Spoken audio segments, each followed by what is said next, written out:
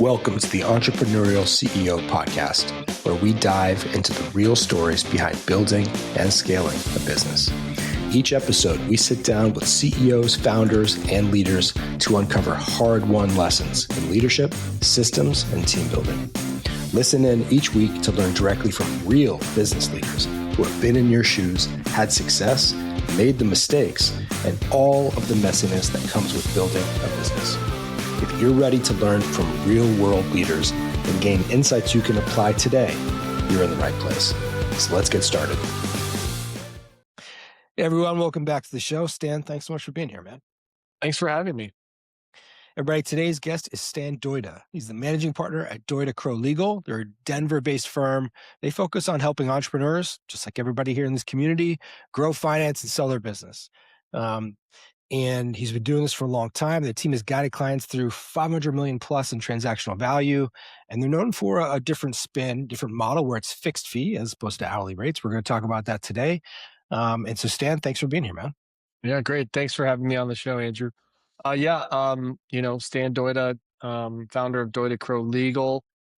As you said, we help entrepreneurs grow, finance, and buy and sell businesses. We love working with entrepreneurs. I think, entrepreneurs are, we ourselves are entrepreneurs. And so it's a mindset that we understand. And I think both my partner and I, as we've practiced at kind of more traditional, larger law firms, national law firms even, we realize there's a real kind of thinking difference between, lawyers and entrepreneurs, and it's really kind of it can really inhibit entrepreneurship and really sort of lacks the acknowledgement that risk in entrepreneurship is inherent, and it's really a matter of like understanding it and mitigating it rather than not taking it, because that's not, as you probably know, it's not possible. Yep. So, I think it's about taking those calculated risks, right? You have to understand what they are and say, okay, am I okay with this or not? Right. That's exactly right. So that's really what we focus on. We focus on mostly, transactions, business deals. We don't do disputes unless we're kind of been working with somebody and really kind of understand what's happening there. But yeah, work from entrepreneurs from day one to the last day they own the company. And it's a lot of fun helping folks get started and get all the way to that exit. I mean, that's truly a magnificent accomplishment when that happens. For those listening, is there a particular segment, industry, size that's in your wheelhouse? It's probably easier to talk about the handful of things we don't do. We don't do a whole lot of regulated businesses. So think, banks, insurance companies, medical marijuanas or marijuana is a hot thing here in Colorado, and physicians, medical physicians, that sort of stuff. But we work a lot with technology companies, real estate developers, professional services. Everything from engineers to just consultants. And technology, hardware, software, all that stuff, everywhere in between is an industry that we have good depth of experience in. Okay, maybe go back to the beginning. So why did you start Doida Crow, and what gave you the conviction that the fixed fee model was the way to go? Yeah. Two different time periods there. I wrote some notes down, and really the story of when I decided to start the firm started in law school. Really, I did a joint JD MBA at the University of Colorado, and in my last year of the program, I took a class called Bootstrap, which I'm sure, as you know, is starting a business with no money. And so the whole semester was, make a business plan. You got very limited capital. Show me how you're going to get this on your feet. And so that was kind of our semester long project. And I took the opportunity to basically draw up a first business plan for a law firm. As part of my plan there, I did bake in the idea of getting 5 to 7 years of traditional law firm experience, learning from other lawyers, learning how to practice law. Really, I think for lawyers, running a business, and any entrepreneur, running a business is a pretty massive undertaking to learn how to, do it as well. And, learning how to be a good lawyer is a totally separate thing than learning how to be a good business person. So I just started there. And I, as I practiced at, as I said, kind of, regional to national law firms in those first 6+ years of post grad. And, but yeah, I was always thinking about it and I was always launching it. In fact, my last move, I moved to a national law firm before I started my firm. But the funny thing was, I finally got offered this job that I've been chasing down for 6 months. And the day I accepted the job, I already knew the day I was resigning. I already had, it was 17 months.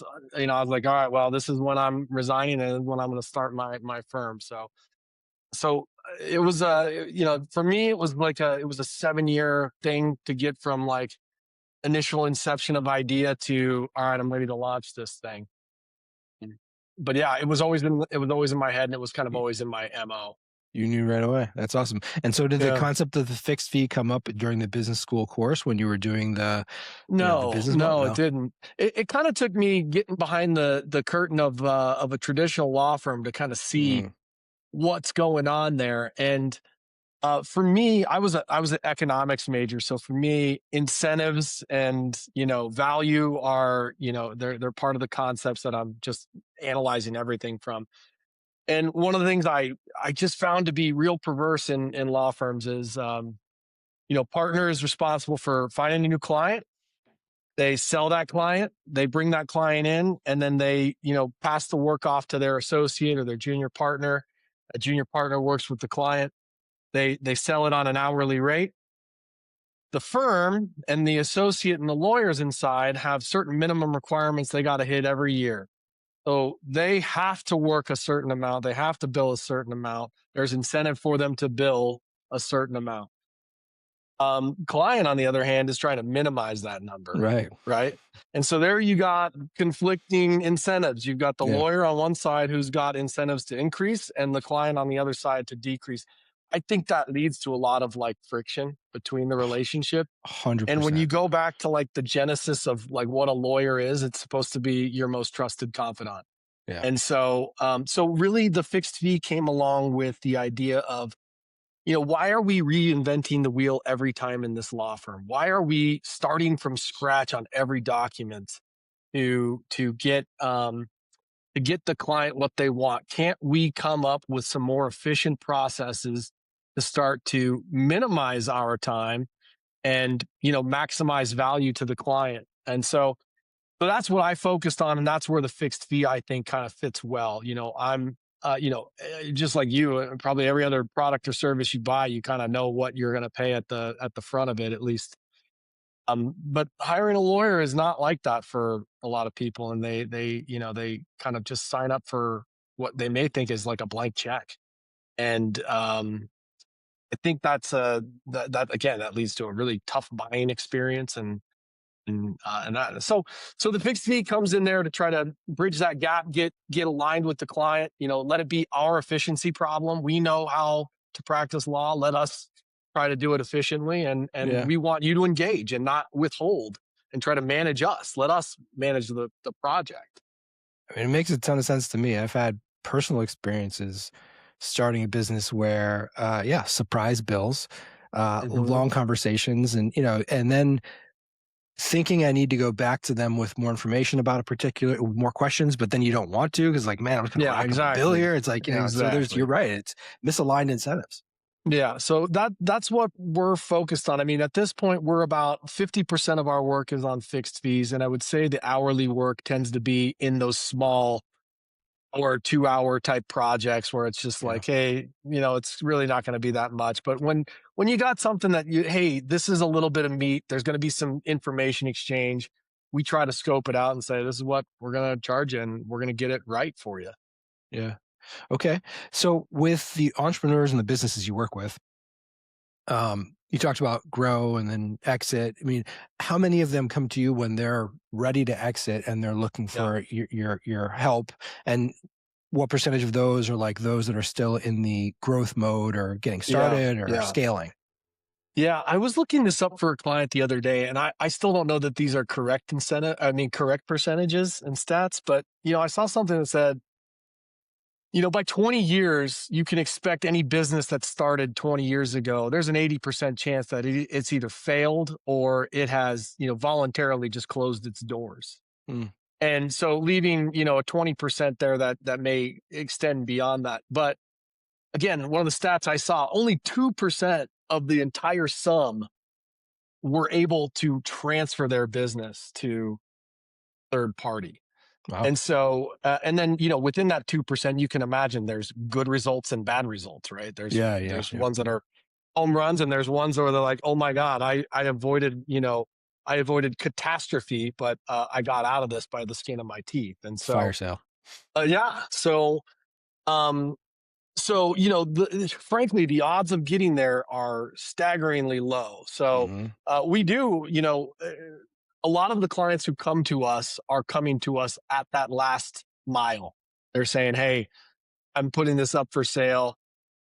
I need a specialist in this. I've been using my general corporate lawyer, the guy who did my estate plan to help me out with business stuff, but this is the most important transaction of my life. Yeah. And I need it done right. And so we end up seeing a lot of our clients in the M&A context at that last mile. Again, I think our clientele runs that statistic. There's a lot of people who just can never get there, right?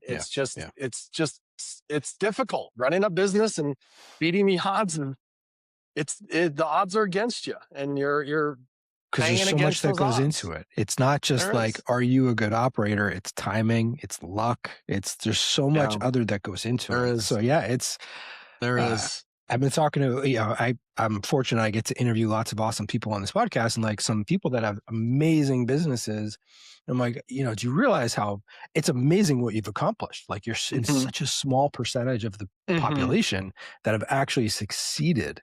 Yeah. I think those headline companies way too heavy in too many entrepreneurs' minds. I think, just beating the odds of lasting 20 years, you should get a pat on the back if you get there, because the odds were you were never going to get there.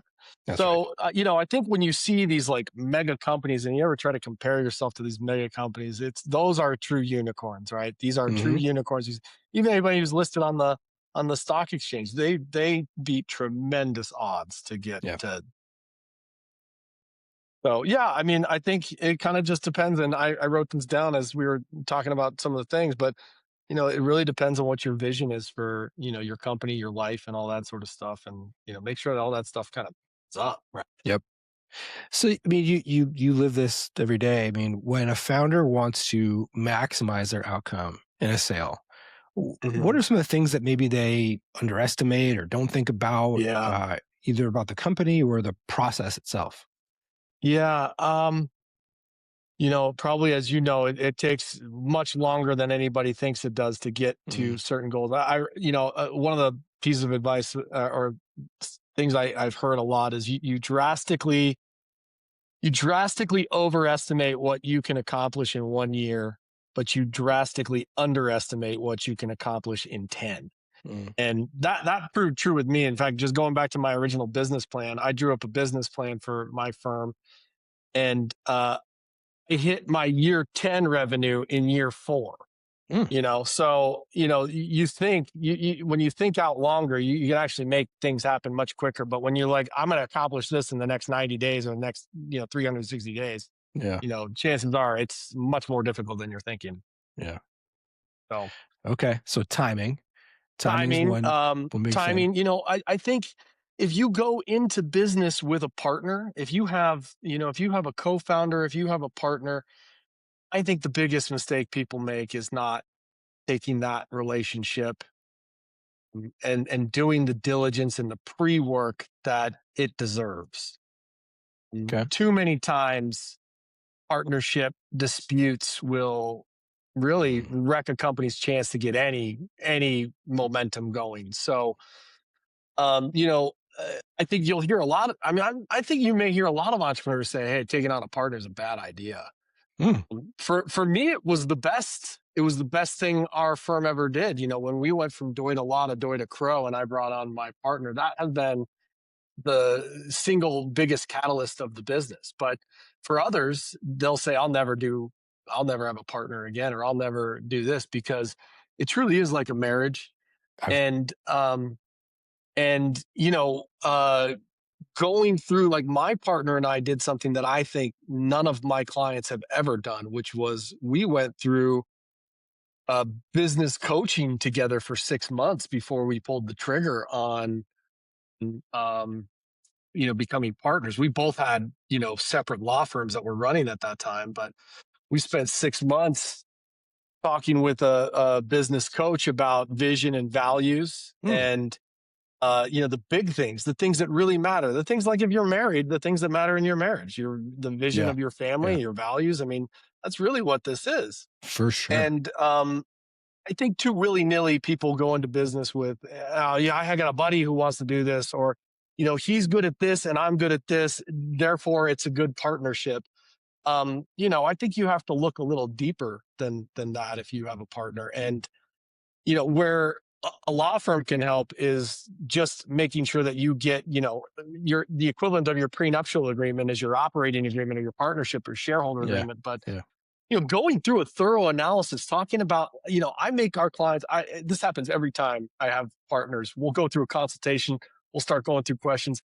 I start asking them questions where it's clear they have not talked about this, and there's a little discomfort, right? There's a little awkwardness. And I said, listen, you don't have to have this answer right now, but you guys need to talk about this. You need to think about it, and then let's reconvene and let's rediscuss it. It's just too important to not talk about now. There's nothing at stake versus later when you've got years and through going concern to fight about. I completely agree. It's interesting, man. I completely agree with you. I had a business partner for a long time, and we were very successful, and we had a great working relationship, similar to, sounds like how you have with your firm, with Doida Crow. It was very complementary. We had very different styles, right? And if you, I don't know if you're familiar with DISC, but like, I'm a very high we use C, DISC. He's a high D. So like we were just like very opposite, but it worked well together because his strengths were my weaknesses and my weaknesses, his strengths, right? For other people, I just don't think they have like, partners where they just butt heads or misalignment. Like one person wants to hustle, the other person wants a lifestyle business. So like, you're right. You need to make sure you're on the same page. I love the idea that you guys went to a business coach before jumping in to ensure that you're on the same page. Cause man, I've said the same thing. Like I used to see him more than I saw my wife and kids most of the time. When we were first starting the business, we were together all the time grinding. And if you're not on the same page, it's really hard, hard. No doubt. No doubt. That's a very good point. So timing and then partnership, that's I can see that. Yeah. And then, when you get, after that, it just becomes, there's not much the lawyer's going to help you with at that point. It comes down to you guys actually executing and making a successful business. But when you check that box, then it becomes time to make sure that you have a professional team that's helping you look for that exit ramp. When you're getting ready to go ahead. Oh no, sorry. Go ahead. Finish. I was gonna say when you're getting ready to sell,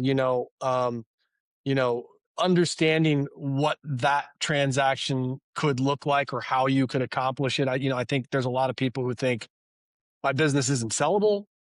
I'm going to just sell this to my key employee or my son or my daughter, or they're not looking at the other options that are out there to truly make a truly informed decision.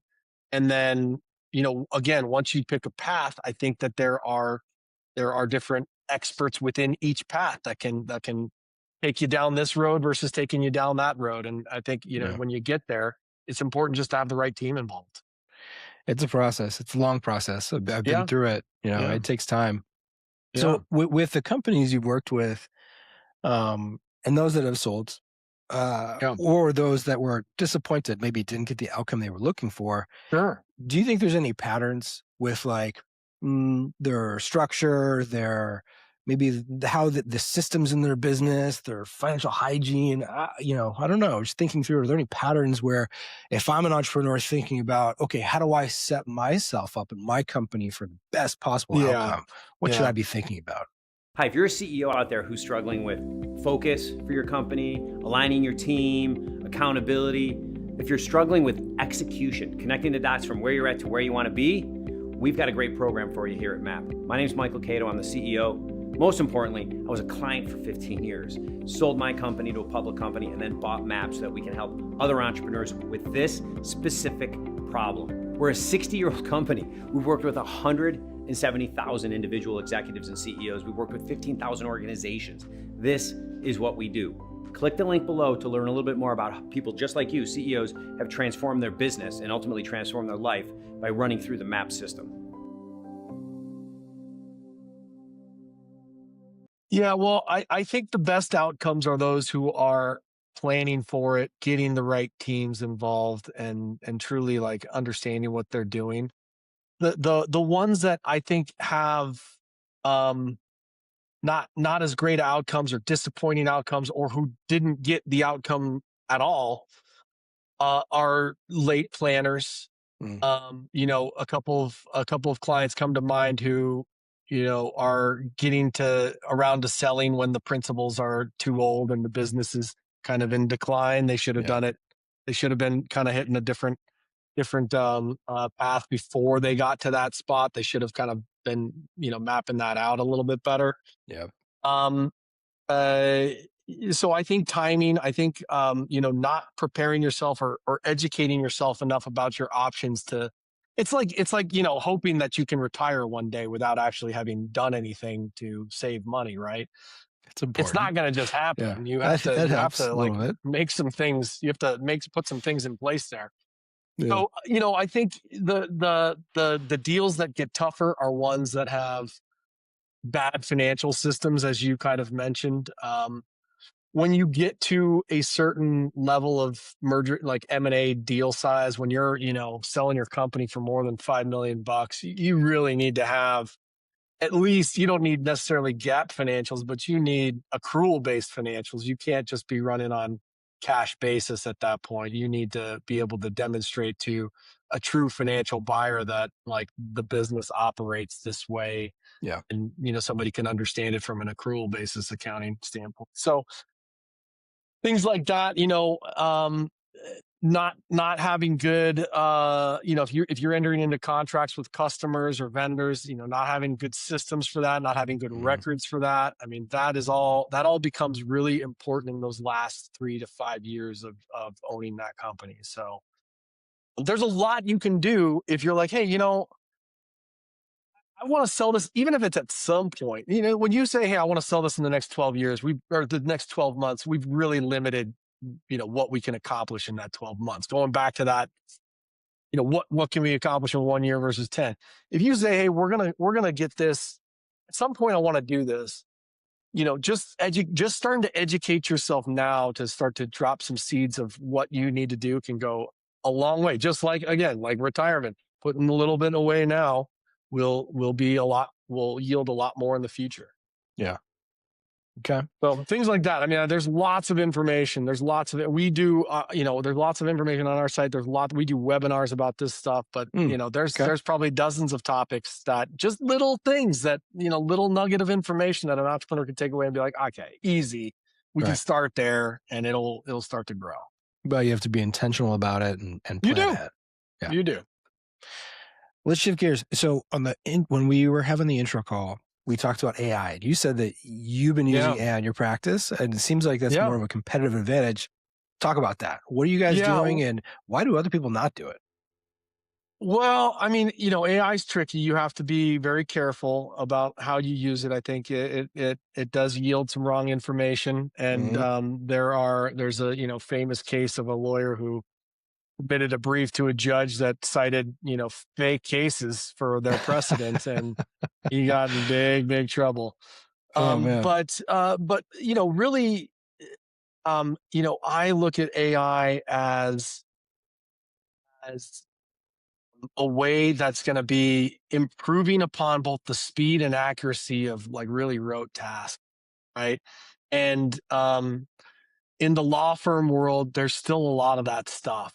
So, one of the things that comes to my mind is in, like, for example, let's say you got a company, you've got 100 contracts with different customers and vendors, and you're getting ready to sell your company. Well, there's probably one whole lawyer's job who it is to spend all day going through each one of those contracts, summarizing basic terms like, can this be assigned without consent?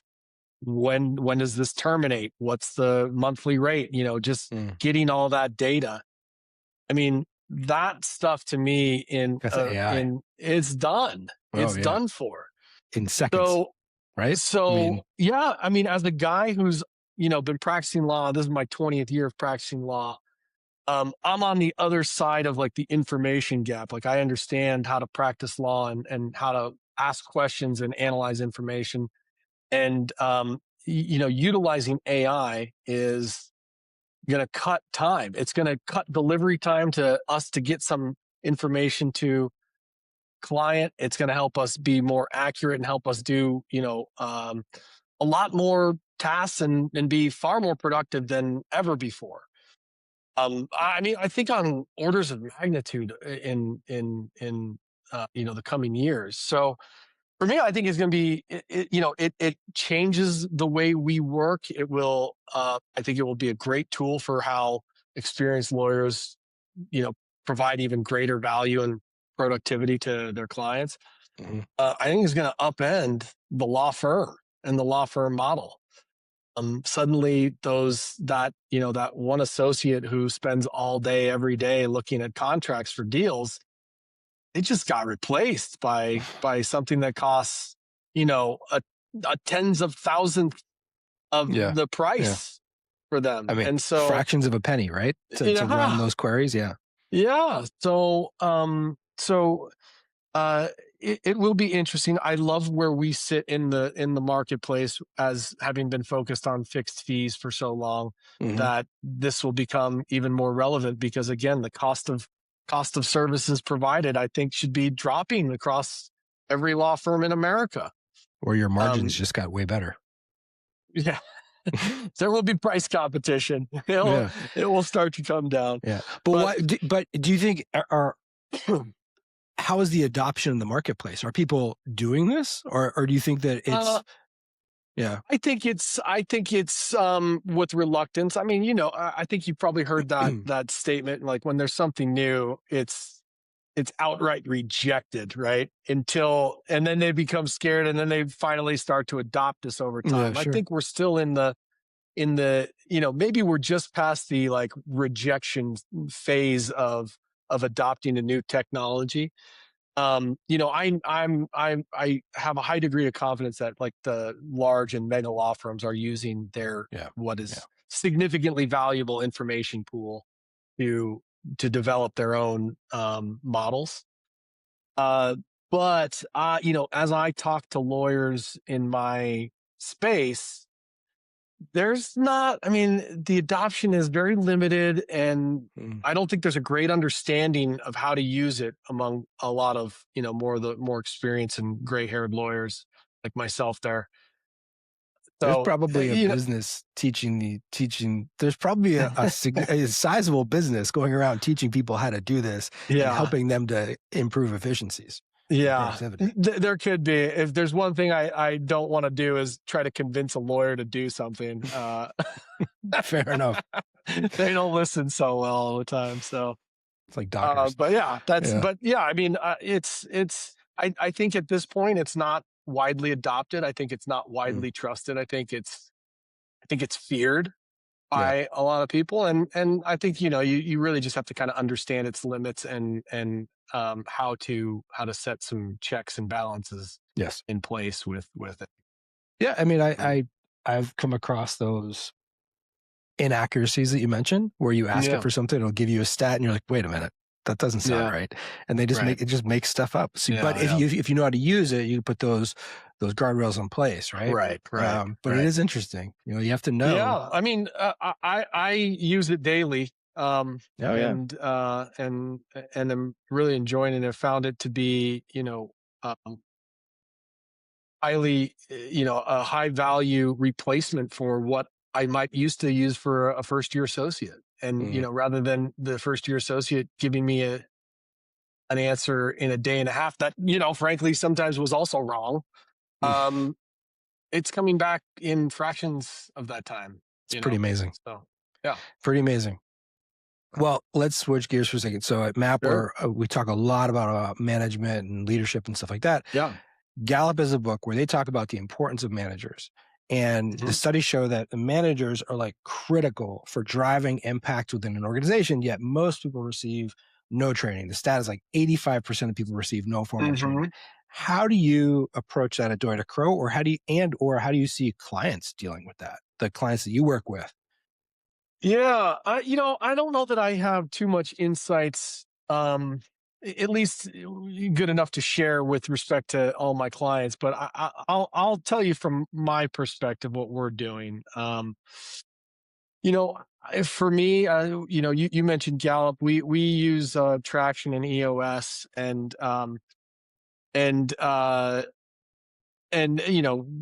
core values are critical. And so, and when this sort of came up in my entrepreneurial education, I was a 3-person firm at this point, and I thought the ideas of values at that scale were just so ridiculous, and didn't understand it, and thought, this is a waste of time. But at the end of the day, this is the one thing that I think makes the most difference, which is establishing values for the firm and the team that you want to have, and communicating that, hiring and rewarding and disciplining based on those has been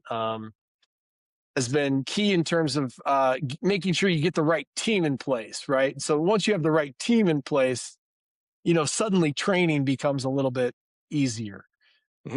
So for training purposes on the legal end, as a lawyer starting, it's a lot of handholding, it's a lot of coaching, it's a lot of looking over shoulders, it's a lot of checking everything before frankly, first year associate isn't sending drafts out; they're sending it to us to review and then working through it until we get it satisfied. Then it goes out. So, in the process of doing that, we're training, we're kind of highlighting issues.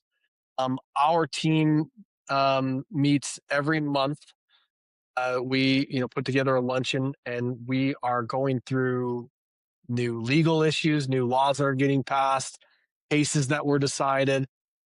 I've started teaching kind of financial accounting to everybody in our firm, so that when they get to that, that part of the deal where we're analyzing working capital and the definitions within the thing, that it's starting to kind of click as to how all these things tie together. They're lawyers. Some of them were like poli-sci majors and never seen a balance sheet in their life. And we're gonna teach them how like all this stuff works on sheets, financial statements, all that sort of stuff. So that is that's something we do. And I think, again, in connection with the value, it's having open communication with your team. We have quarterly state of the companies where we're updating them on what happened last quarter. What goals did we hit? What goals did we miss? What's coming up in the next quarter? We're trying to keep everybody very engaged. And I think that sort of engagement helps people come to you with questions, at least in our world, where it's like, hey, I'd like to talk about this issue. And that's a big thing in law, where you sort of need to bounce things off with another lawyer and kind of shape your thought. And so for us, I think it's creating just a good cultural value, culture and values around the people, so that everybody feels comfortable raising their hand, saying, hey, I need some help here. Or, I don't understand this. I need to kind of dive in here. Okay. And you use the EOS system, right? Where have you seen that in terms of its strengths or in terms of its weaknesses? Yeah. I mean, for the strengths, I have a lot more strengths than weaknesses. I mean, it helped. This is the system that my partner and I used to determine whether we were going to be good fits. Yeah. And then it just provided a good, like it, when I first read Traction, and again, as a 3-person firm, you think about implementing all these things and you're like, oh my God, this is overwhelming. Yeah. What am I going to do? Have a leadership meeting with 100% of my team every week? Or by myself. Yeah. And so, but I started to bit by bit implement little things, and then I would structure out and start to build out the company that I wanted it to become. Yeah. And it was tremendously helpful in terms of being able to communicate with people within the firm using all the same vocabulary, having all the same meanings of, what things mean. And when we talk about our scorecard or our uh, the values or our quarterly conversation, like everybody knows what we're talking about because it all has the same meaning. So I think having a system and a vocabulary to kind of talk about has been tremendously helpful.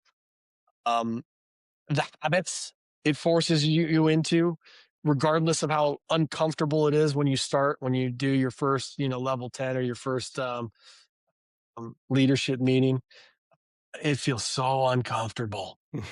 but now it's easy. It's what we do. It's what we do. Part of the system. Yeah, it is. And so, but getting those systems in place can feel like a big lift. And I would just tell anybody who's thinking about it, we ended up hiring an integrator when I did have a true leadership team that I could say, all right, you guys are the leadership team now.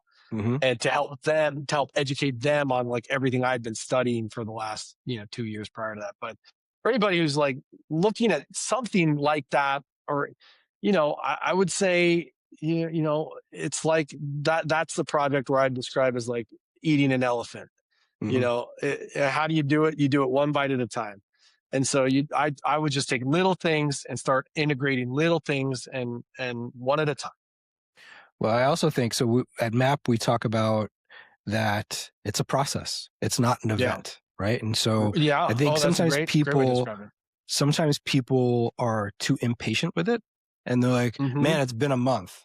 Yeah. It's like, no, dude, this is going to take a while. So you really have to be committed to 2 years. We actually talk, there's 3 phases to it. And the first phase is the mechanics phase, which you're like just starting to figure out. And you're right. It's uncomfortable. It kind of feels like a pain.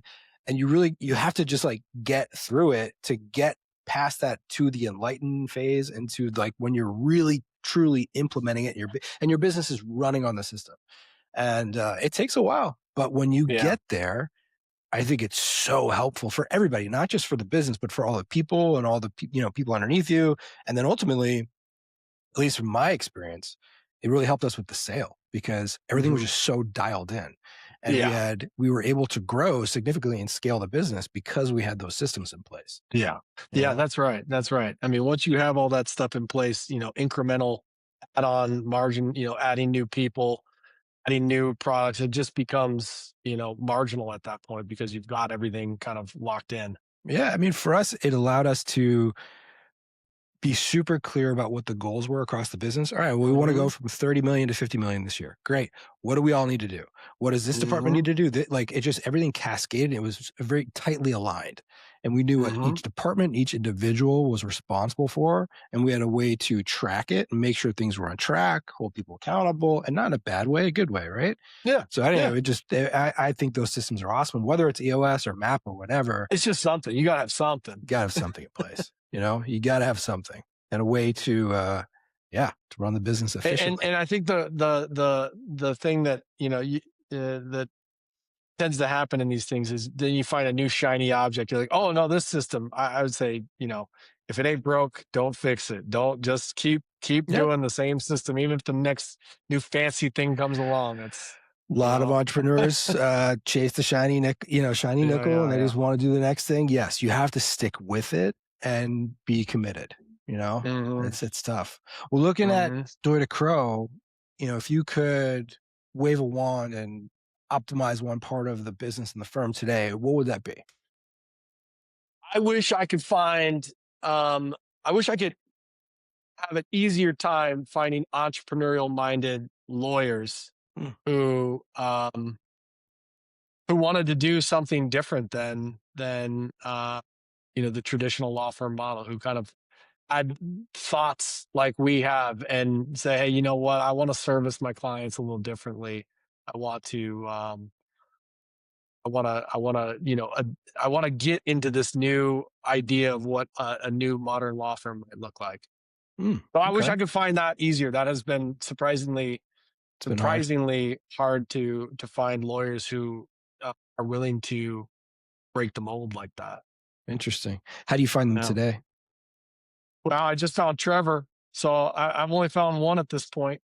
I mean, because really what we would be looking for at this point would be somebody who has clients. I think there's a lot of younger associates who get on board with this, but as we kind of talked about, my need for that level of labor is going down. Yeah. As technology is getting better and better. So really what I need is more lawyers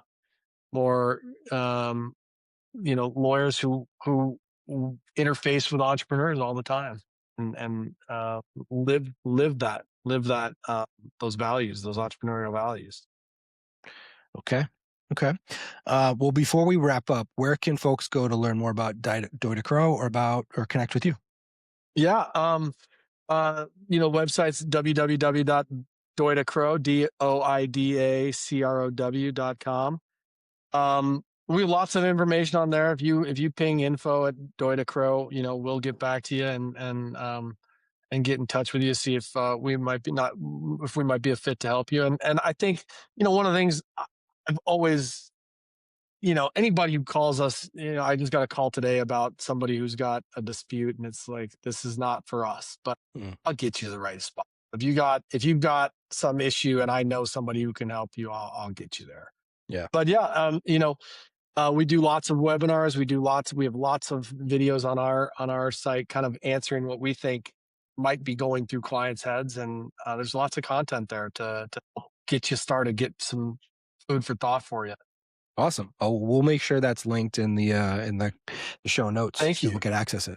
Yeah. Yeah. It's awesome. Well, thank you so much for being here, man. It was really great. Thank you so much for having me. And congrats on the business. And thank you everybody for listening. We will see you next time. Yeah. Appreciate it. Thanks, everyone. All right.